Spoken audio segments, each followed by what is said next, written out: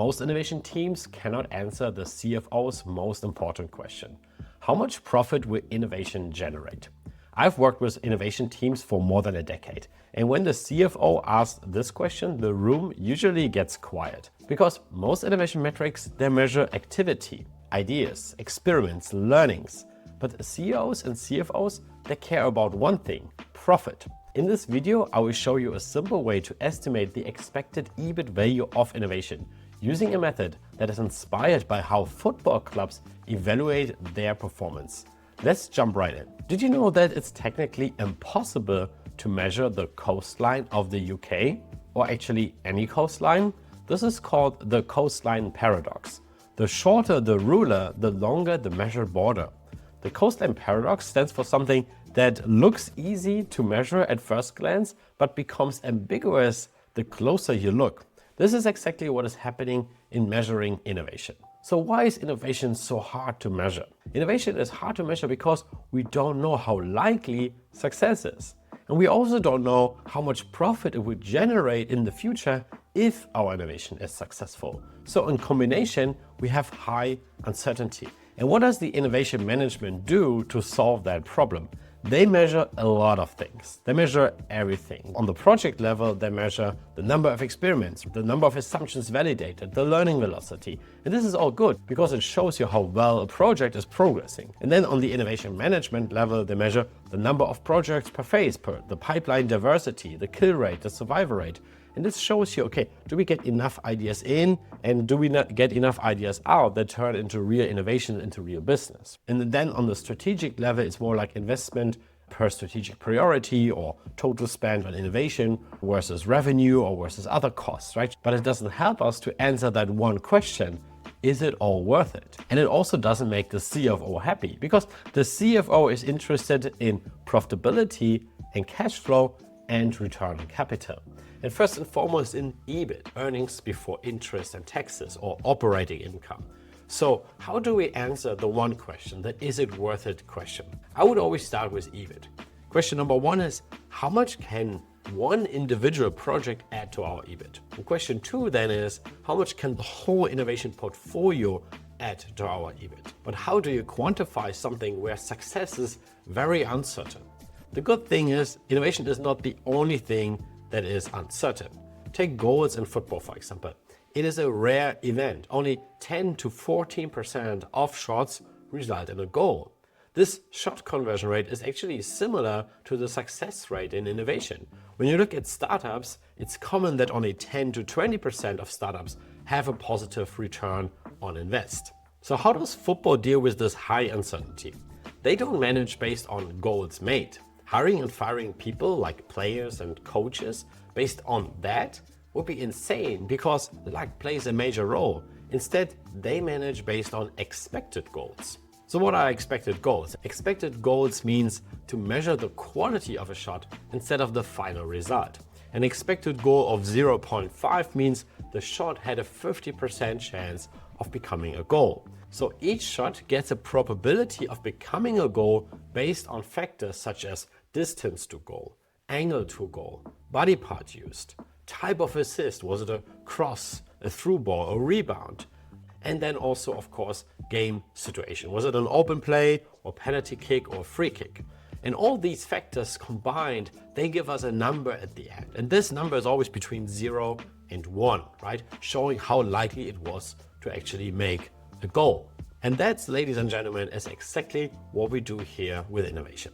So the formula for innovation is, what's the expected EBIT value, the expected EBIT impact value of an innovation? And the formula is predicted EBIT impact. So how big is the impact times the success probability.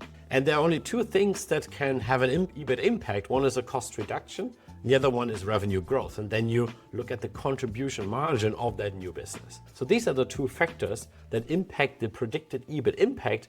And depending on what nature this project is, you have a different calculation for the success probability. For example, for cost reduction initiatives, you would look at value size and measurability. So the question here is, can we clearly measure the cost savings, and are these cost savings of this initiative significant? You want to automate something and you look at like, okay, how much money can we save and can we really measure the savings? The second thing is organizational fit and incentives. Will the organization accept the process change culturally, and does the change align with leadership priorities? Next thing is ownership and change capability. For example, has the organization successfully implemented similar change before? If they did, this is a higher likelihood to succeed. And then implementation readiness. Do we just have a vague idea of what we could do here, or is the current process mapped out and understood end to end? And then investment and timing, because cost projects succeed more during cost pressure cycles. And then the last thing is always the nature of the project itself. Is it a low-hanging fruit, something you can do in a couple months, maybe 1 or 2 years max? Or is it a bigger project, something that takes maybe 3 to 5 years? Because everything that is long-term is also more risky because things change. And then on the other side, for revenue growth initiatives, for example, a new product or entering a new market or anything that creates more revenue, you look at the market attractiveness. Is there a real pain in the market, something you can solve? Is there a willingness to pay for a solution? This will always improve your chances of success. Is there a strategic fit is the next thing. If you have a strategic fit, if you have a strategic advantage even, you can use your brand, you can use other capabilities, other resources. This will always make the innovation more likely to succeed. Team and ownership. Do you have people on this project, or is it just a vague idea? Do you have someone supporting it? All these factors influence the success probability. The next is readiness and validation.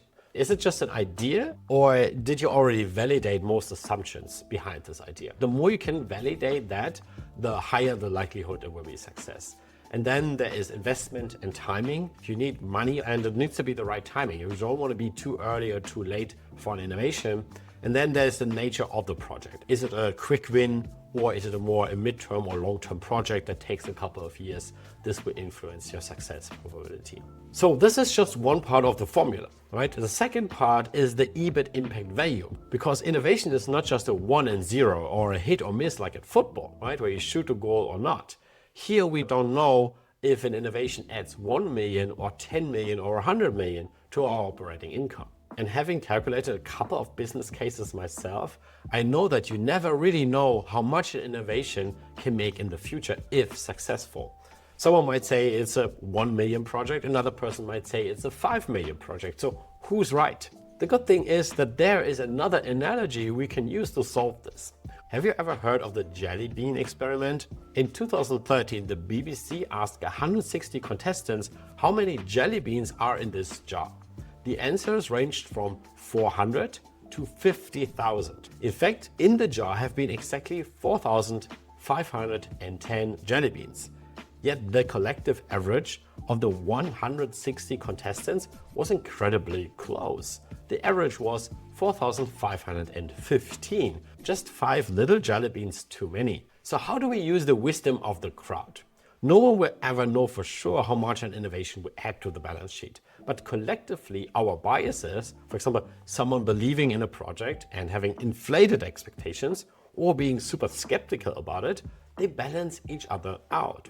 So every person who knows a project's assumptions and, if available, even the business case, should evaluate the project. Eventually, you have a good estimate for the EBIT impact and the success probability. Speaking the language of the CFO and CEO is super important to get resources for innovation. This is called the similarity attraction effect. We like people who are similar to us, for example, because they use the same words and we trust them also more. If you want to learn more about the psychology of innovation, subscribe to my newsletter for free. Every week, a new bias and how you can use it to drive innovation. Follow the link in the description. And if you watched until here, please also leave a like and subscribe. It means a lot to me. Thanks for watching. I'll see you in the next video.